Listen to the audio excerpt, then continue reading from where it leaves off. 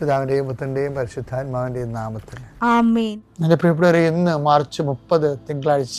അമ്മേ പരിശുദ്ധ അമ്മേ, അമ്മേ പരിശുദ്ധമേ, ദൈവമാതാവേ, കൃപാസനത്തിലൂടെ ഞങ്ങൾക്കും ഞങ്ങളുടെ ദേശത്തിനും അമ്മ മധ്യസ്ഥം തേടി തന്ന എല്ലാ അനുഗ്രഹങ്ങൾക്കും കൃപകൾക്കും ഞങ്ങളിപ്പോൾ ഹൃദയം നിറഞ്ഞ നന്ദി പറയുന്നു.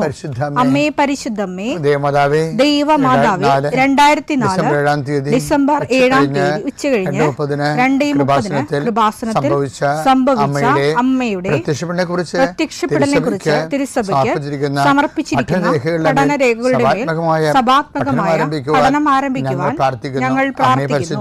അമ്മേ പരിശുദ്ധമേ, ഭൂസ്വർലോകങ്ങളുടെ രാജ്ഞിയായ അങ്ങേയ്ക്ക് ഭൗമസംരക്ഷണത്തിനായി പ്രപഞ്ചപ്രകൃതിയെ തന്നെ തിരുസഭ പ്രതിഷ്ഠിക്കുവാൻ ഈ പ്രത്യക്ഷീകരണം വഴി ഇടയാക്കണമേ. പരിശുദ്ധമേ, ജപമാല മാതാവേ, സകല കൃപാസനം പ്രാർത്ഥനയോടും ചേർത്ത് ഞങ്ങളിപ്പോൾ പ്രാർത്ഥിക്കുന്ന ഈ കുടുംബത്തിന്റെ പ്രത്യേക നിയോഗം പറ മക്കളെ.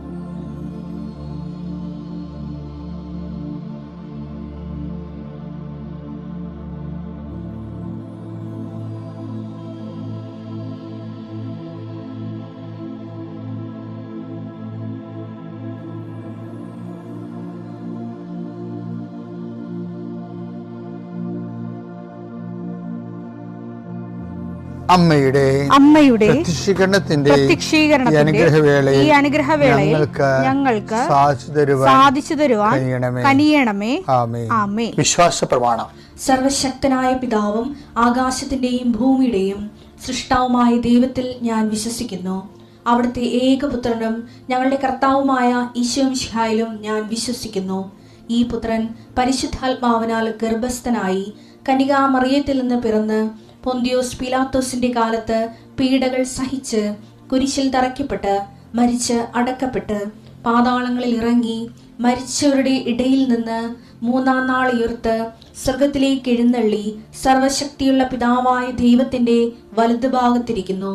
അവിടെ നിന്ന് ജീവിക്കുന്നവരെയും മരിച്ചവരെയും വിധിക്കുവാൻ വരുമെന്നും ഞാൻ വിശ്വസിക്കുന്നു. പരിശുദ്ധാത്മാവിലും ഞാൻ വിശ്വസിക്കുന്നു. വിശുദ്ധ കത്തോലിക്കാ സഭയിലും പുണ്യവാന്മാരുടെ ഐക്യത്തിലും പാപങ്ങളുടെ മോചനത്തിലും ശരീരത്തിന്റെ ഉയർപ്പിലും നിത്യമായ ജീവിതത്തിലും ഞാൻ വിശ്വസിക്കുന്നു. ആമേൻ. സുഖസ്ഥനായ ഞങ്ങളുടെ പിതാവേ, അങ്ങയുടെ നാമം പൂജിതമാകണമേ. അങ്ങയുടെ രാജ്യം വരണമേ. അങ്ങയുടെ തിരുമനസ് സ്വർഗത്തിലെ പോലെ ഭൂമിയിലും ആകണമേ. അന്നു വേണ്ടുന്ന ആഹാരം ഇന്ന് ഞങ്ങൾക്ക് തരണമേ. ഞങ്ങളോട് തെറ്റ് ചെയ്യുന്നവരോട് ഞങ്ങൾ ക്ഷമിക്കുന്നത് പോലെ ഞങ്ങളുടെ തെറ്റുകൾ ഞങ്ങളോടും ക്ഷമിക്കണമേ.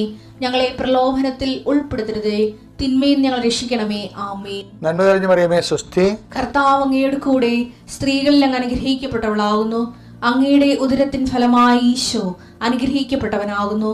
പരിശുദ്ധ മറിയമേ, തമ്പുരാന്റെ അമ്മേ, പാപികളായ ഞങ്ങൾക്ക് വേണ്ടി ഇപ്പോഴും ഞങ്ങളുടെ മരണസമയത്തും തമ്പുരാനോട് അപേക്ഷിക്കണമേ. ആമേൻ. കർത്താവേ, നിന്റെ ഉന്നതമായ നാമത്തിന് സ്തോത്രം ചെയ്യുന്നു. കർത്താവേ, നിന്റെ വിശുദ്ധ പൗരോഹിത്യത്തെ മഹത്വപ്പെടുത്തണമേ. കർത്താവെ, സഭയിലുള്ള സാന്നിധ്യം പ്രകടമാക്കണം. 40 വർഷം അർപ്പിച്ച കൃപയുടെ യുഗതിയായി കൃപാസ്ഥാനത്താരെ ജീവനോടെ പ്രത്യക്ഷപ്പെട്ട പരിശുദ്ധ അമ്മയുടെ മാധ്യസ്ഥത്തിലെ ഞാൻ അങ്ങയുടെ മക്കൾക്ക് വേണ്ടി പ്രാർത്ഥിക്കുന്നു. അമ്മേ, ഈ പ്രഭാതത്തിൽ എത്രയോ പേരാണ് അമ്മേ ഈ ഒരു പ്രാർത്ഥനയ്ക്ക് വേണ്ടി കൊതിച്ച് കാത്തിരിക്കണത്. അവർക്ക് എവിടെ എന്തെല്ലാമോ കാര്യങ്ങളുണ്ട്. ഇന്ന് അവരുടെ കഴിവിൽ നിൽക്കാത്ത കാര്യങ്ങളുണ്ട്. കർത്താവേ, അങ്ങയുടെ മക്കളുടെ കഴിവിൽ നിൽക്കാത്ത കാര്യങ്ങൾ, ആ കാര്യങ്ങളെ കുറിച്ച് ഓർക്കുമ്പോൾ ഭയവും പേടിയും പ്രയാസവും സങ്കടവും നിരാശയും ഒക്കെ തോന്നുന്ന വിഷയങ്ങൾ, വ്യക്തികൾ, അതെല്ലാം യേശുക്രിസ്തു നാമത്തിൽ ഞാൻ ബന്ധിക്കുന്നു. കർത്താവേ, അങ്ങയുടെ മക്കള് ഇനി സമാധാനത്തിൽ വിട്ടേക്കണമെന്ന് പറഞ്ഞല്ലേ ഈശോ. ഞങ്ങളുടെ ദാസനെ സമാധാനം, എൻ്റെ രക്ഷ ഞാൻ എൻ്റെ കണ്ണുകൊണ്ട് കണ്ടിരിക്കുന്നു. അങ്ങയുടെ ദാസനെ സമാധാനം വിട്ടേക്ക്. സമയം ദീർഘദർശി പറഞ്ഞതുപോലെ അങ്ങയുടെ മക്കൾ ഈ പ്രാർത്ഥനയ്ക്ക് ശേഷം സമാധാനം കണ്ടെത്താൻ ഇടയാക്കണം പ്രാർത്ഥിക്കുന്നു. നിങ്ങളുടെ ജീവിത ചിന്തകള്, നിങ്ങളിന്ന് പോകാനിരിക്കുന്ന ഇടങ്ങള്, സംസാരിക്കുന്ന വ്യക്തികള്, ഒപ്പിടുന്ന പേപ്പറുകള്, എഴുതുന്ന രേഖകള്, എൻ്റെ മക്കള് ജീവിത ഉപായത്തിന് വേണ്ടിയും മേൽഗതിക്ക് വേണ്ടിയും ജോലിക്ക് വേണ്ടിയും ജോലിയുടെ അനുബന്ധ കാര്യങ്ങൾക്ക് വേണ്ടിയും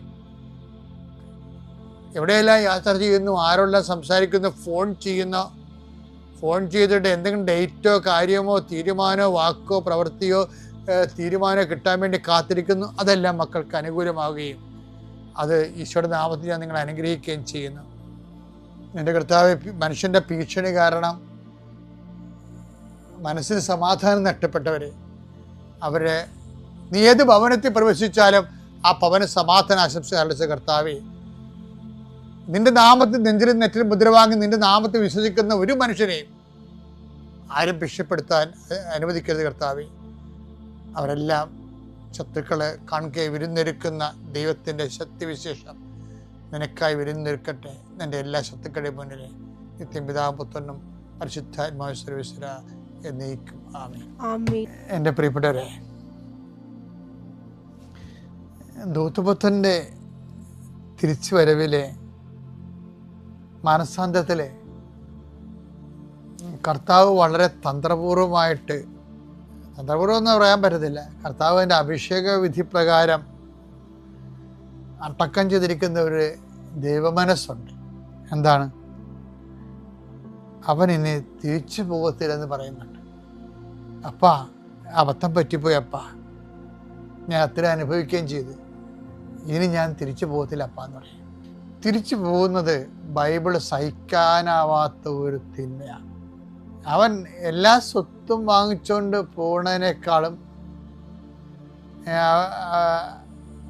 അത് വേശ്യകളുടെ കൂടെ ചെലവഴിച്ചെന്നല്ലേ പറയണത് മുത്തമകൻ, അങ്ങനെയാണ് പറയണത്. അവൻ ആരോപിക്കണം അങ്ങനെയാണ്.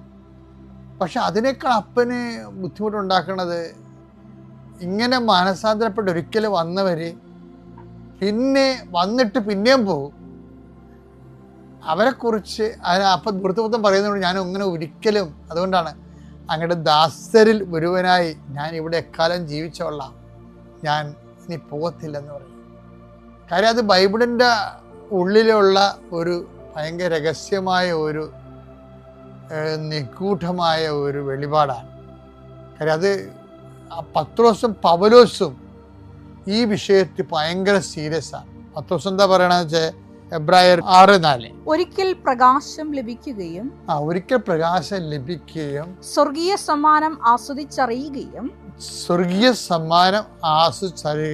പരിശുദ്ധാത്മാവിൽ പങ്കുകാരാവുകയും ദൈവവചനത്തിന്റെ നന്മയും വരാനിരിക്കുന്ന യുഗത്തിന്റെ ശക്തിയും രുചിച്ചറിയുകയും ചെയ്തവർ വീണു പോവുകയാണെങ്കിൽ അവരെ അനുതാപത്തിലേക്ക് പുനരാനയിക്കുക അസാധ്യമാണ്. അനുതാപത്തിലേക്ക് ആനയിക്കുകയുണ്ട്, പുനരാനയിക്കുകയുണ്ട്. പുനരാനയിക്കുക ബൈബിൾ അംഗീകരിക്കണില്ല. കാര്യം ഒരിക്കല് അവൻ അനുതാപപ്പെട്ട് തിരിച്ച് പാപം ഉപേക്ഷിച്ച് വന്നാൽ പിന്നെയും പഴയ അഭ്യാസം കാണിച്ചാൽ ബൈബിൾ അതിനെ വിളിക്കണത് പന്നി, പട്ടി എന്നൊക്കെ വിളിക്കണം. അതറിയണമെന്നുണ്ടെങ്കിൽ 10 ദിവസം ലേഖനം വായിച്ചാൽ മതി. 2 ദിവസം 20 എടുത്തേ. നമ്മുടെ കർത്താവും രക്ഷകനുമായ യേശുക്രിസ്തുവിനെ കുറിച്ചുള്ള അറിവ് മൂലം അവർ ലോകത്തിന്റെ മാലിന്യങ്ങളിൽ നിന്ന് രക്ഷ പ്രാപിച്ചതിന് ശേഷം വീണ്ടും അവയിൽ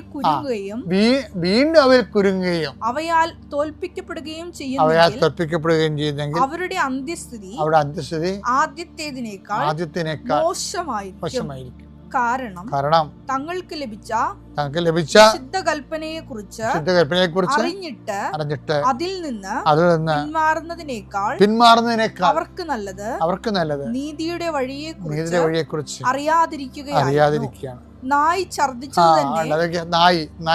തന്നെ വീണ്ടും ഭക്ഷിക്കുന്നു. കുളിച്ച പന്നി ചെളിക്കുണ്ടിൽ വീണ്ടും ഉരുളുന്നു. പന്നി, പട്ടി എന്നൊക്കെ വിളിക്കണം. ഒരിക്കൽ രക്ഷപ്പെട്ട് വിശുദ്ധിയിലേക്ക് വന്നിട്ട് പിന്നെ അവൻ പഴയ അഭ്യാസം കാണിച്ചാൽ അവന് ദൈവം പന്ന്യം തന്നെ വിളിക്കണം. കാര്യം മറ്റവൻ പന്നികളുടെ കൂട്ടത്തിൽ തിന്നാൻ പോയതേ ഉള്ളൂ ധൂർത്തപുത്രൻ. അവൻ തിരിച്ചു വന്നിട്ട് പിന്നെ പന്നികളുടെ കൂട്ടത്തിലേക്ക് പോവുകയല്ല, അവൻ വേറൊരു പന്നിയായി മാറുകയും. അതാണ് ബൈബിളിൻ്റെ ഒരു കോൺസെപ്റ്റ്. അപ്പോൾ വീണവര് അതാ നിൽക്കുന്നു എന്ന് തോന്നുന്നവൻ വീഴാതിരിക്കേണ്ടത് പൗലോസ് അങ്ങനെയാണ്. 1 കൊരിന്തോസ് 10:12 1 കൊരിന്തോസ് 10:12 ആകയാൽ നിൽക്കുന്നു എന്ന് വിചാരിക്കുന്നവൻ വീഴാതെ സൂക്ഷിച്ചു കൊള്ളട്ടെ.